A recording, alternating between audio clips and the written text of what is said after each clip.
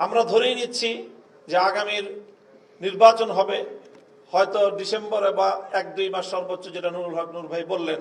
এবং আমাদেরও একই বক্তব্য যে বাংলাদেশে আগামী নির্বাচন কোনোভাবেই ফেব্রুয়ারি মাস থেকে এর পরবর্তীতে পেছানোর আর কোনো সুযোগ নেই। ফেব্রুয়ারির প্রথমার্ধেই বাংলাদেশের জাতীয় নির্বাচন হওয়াটাই এখন সকল দেশপ্রেমিক মানুষের এবং বাংলাদেশের স্থিতিশীলতা, রাজনৈতিক স্ট্যাবিলিটি প্রতিষ্ঠার জন্য এটা অত্যন্ত জরুরি।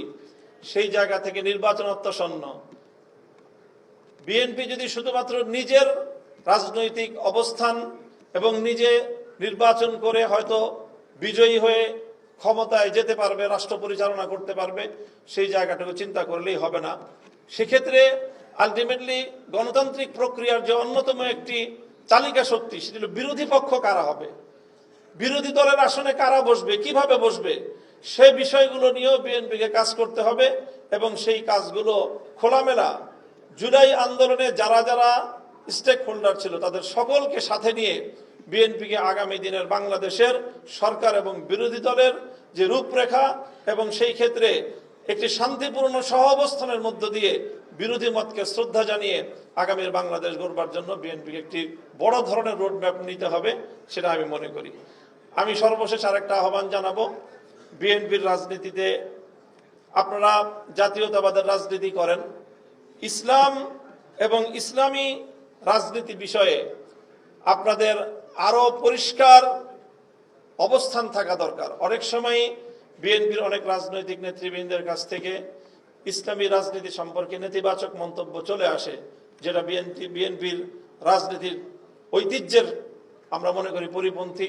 সেই জায়গাগুলোকে অবশ্যই বিএনপির হাইকমান্ড যেন গুরুত্ব দিয়ে মূল্যায়ন করে।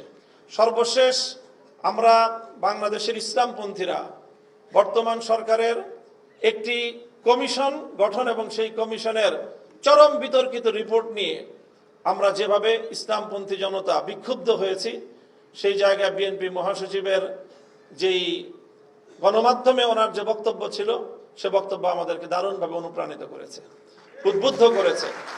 আমরা মনে করি যে এই জায়গাগুলোতে কোনো দ্বিধা থাকা উচিত না।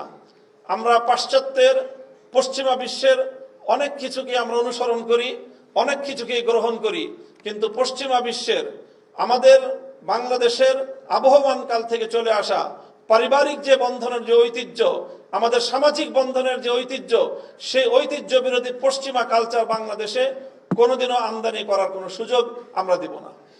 এবং এই ক্ষেত্রে যারাই আমাদের বিপক্ষে দাঁড়াবে, যত বড় শক্তি হোক না কেন, সে আমার যতই আপন হোক না কেন, আমরা তাদের বিরুদ্ধে যুদ্ধে লিপ্ত হব। এটা আমাদের পরিষ্কার ঘোষণা।